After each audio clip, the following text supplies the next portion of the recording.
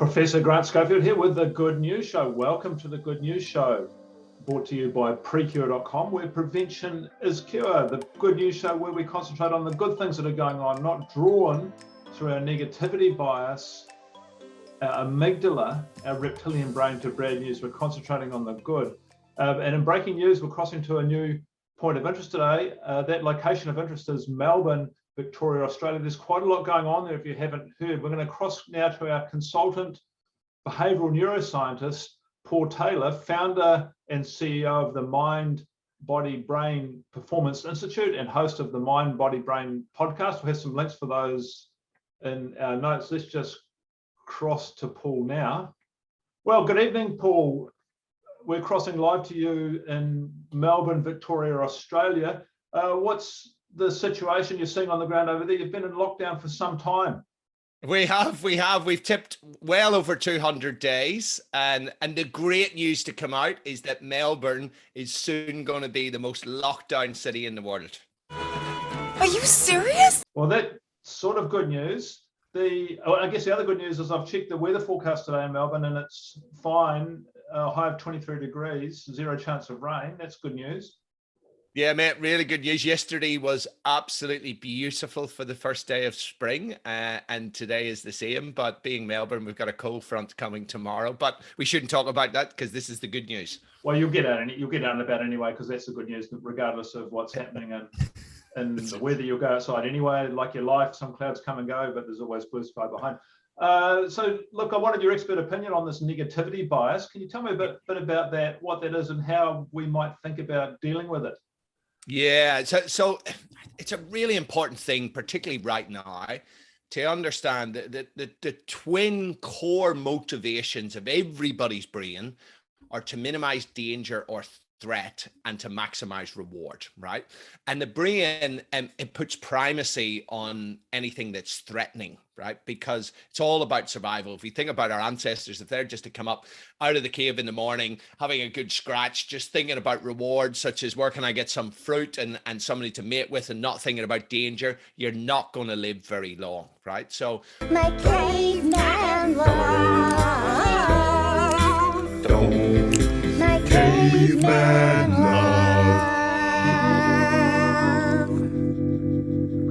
Understanding that this threat response, any potential threat, hijacks your brain, engages the amygdala, and that's where our attention goes. And right now, there's lots of negativity. And particularly then, when you look at the news and all of this clickbait, they know that negativity sells because our brains are naturally attracted more to negativity than they are to positivity. So that's problematic, and particularly in situations right now, because you can get sucked into this vortex of negativity that just turns you upside down, spins you inside, and then spits you right out.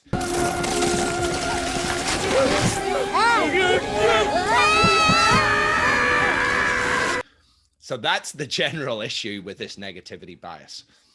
And so it's hardwired into us, but is there any way we can hack that system and reduce the chance of that happening and push us in the maximized reward direction?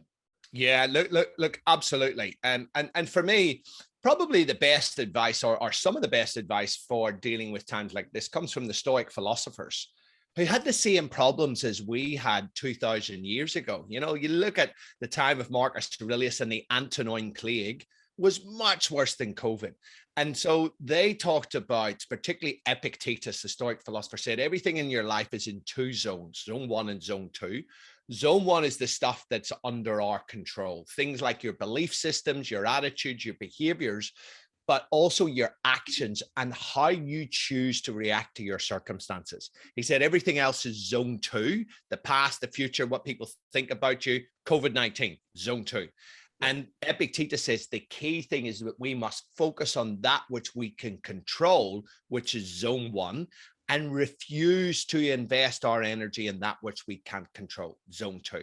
So we can't control the daily numbers. So we just had a conversation this morning, and it looks like Melbourne's going to be in lockdown, I think probably for longer than New South Wales, because they're going to vaccinate their way out quicker than we are. And we decided this morning, no more looking at the news, right? That's one thing that you can control.